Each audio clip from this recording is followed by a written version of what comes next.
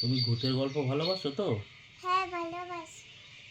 আজকে তোমাকে একটা সত্য ঘটনা, ভূতের গল্প তোমাকে আমি বলবো, যেটা তোমার দাদুর সাথে ঘটেছিল, মানে পাপার বাবার সাথে।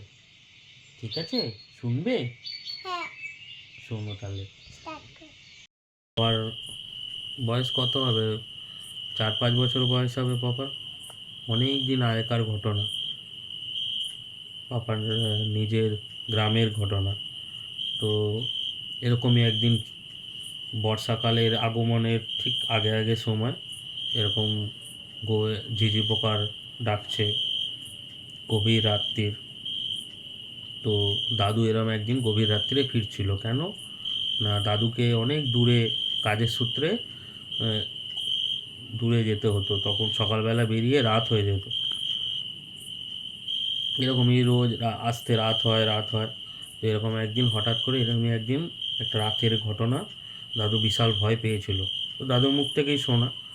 তো এরকম তখন গভীর রাত্রিরে এরকম থমথম পরিবেশ, রাত্রির তখন প্রায় 2-2:30 বেজে গেছে।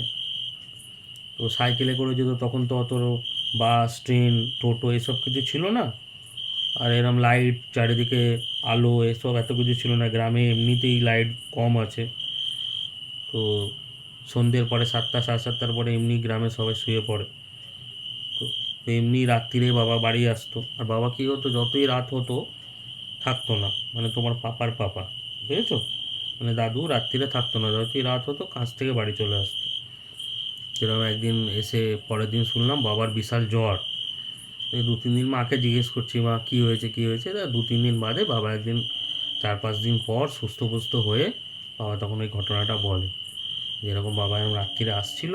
আর আমাদের ওখানে একটা দুর্গা মণ্ডপ আছে, ওর পাশে বিশাল বড় একটা আম বাগান। হুম, একদম চারিদিকে গুমট পরিবেশ। আর পাশে একটা রাস্তার ধারটা ওরম মাটি দিয়ে, মাটির যে রাস্তাটা যেটা চলে গেছে শহরের দিকে, বিশ- হাসপাতালের পাশ দিয়ে ওইখানে একটা বিশাল বড় বাঁশ বাঁশ ঝাড় আছে।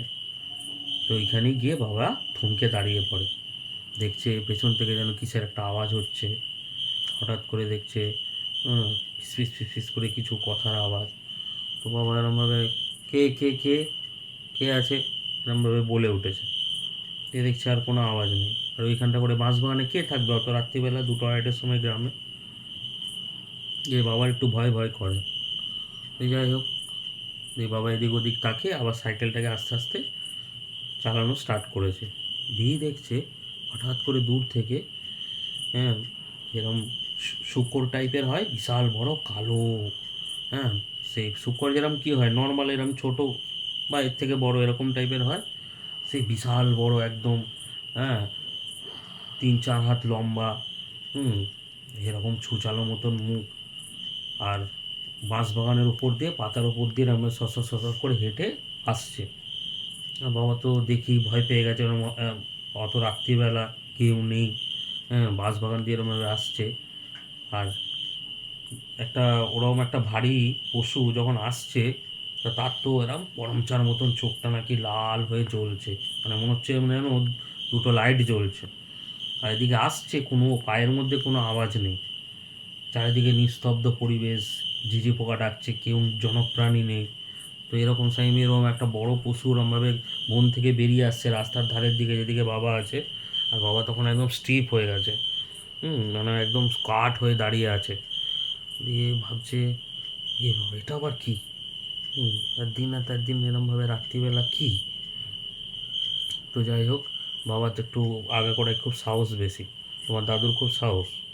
হুম, নাহলে অন্য অন্যরা যারা বাবার সাথে কাজে যায়, তার বন্ধু বান্ধবরা আছে, ওরা একটু রাত হলে আর আসতো না। কিন্তু হুম, বাবা কী হতো, চলে আসতো। তো ওরকম যখনই আসছে, এবার বাবা দেখছে যে কোনো আওয়াজ হচ্ছে না কেন পায়ের মধ্যে।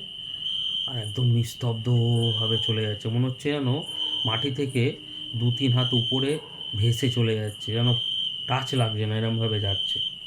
আর বাবা সেটা দেখে দিয়ে এই পাশ থেকে, রাস্তার এপাশ থেকে ওপারে আমবাগানের দিকে চলে গেল।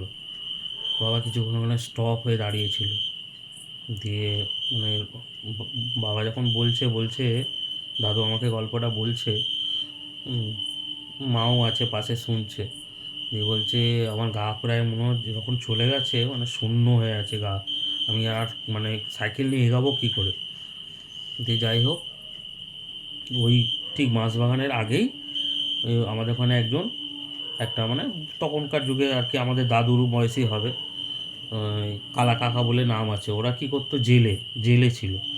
তো ওই পাশেই একটা ওই বাঁশবাগানের পাশে একটা বিশাল বড় একটা পুকুর ছিল। ওই পুকুরে জেলেরা যেরকম হয় ভোরবেলার দিকে জাল ফেলতে হয়, তো ওরা দুজন উঠে ওই দিকেই মনে হয় যাচ্ছিল।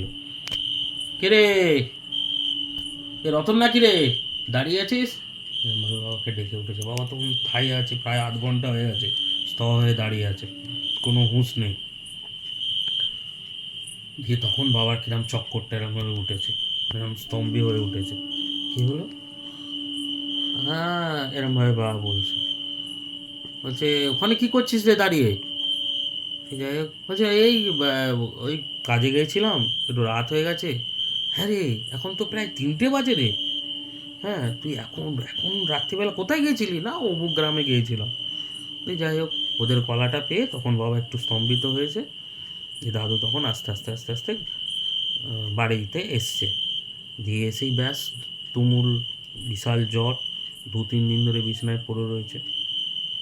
তো এরকম আগে গ্রামের মধ্যে এরকম ঘটনা ঘটতো। সব ওদের মুখে শোনা, আমরা তো দেখিনি। তো এরকম আরও অনেক ভালো ভালো গল্প আছে, তোমাকে আবার পরে শোনাবো, আপনাদেরও শোনাবো। যদি ভালো লাগে থাকে তাহলে সাথে থাকবে।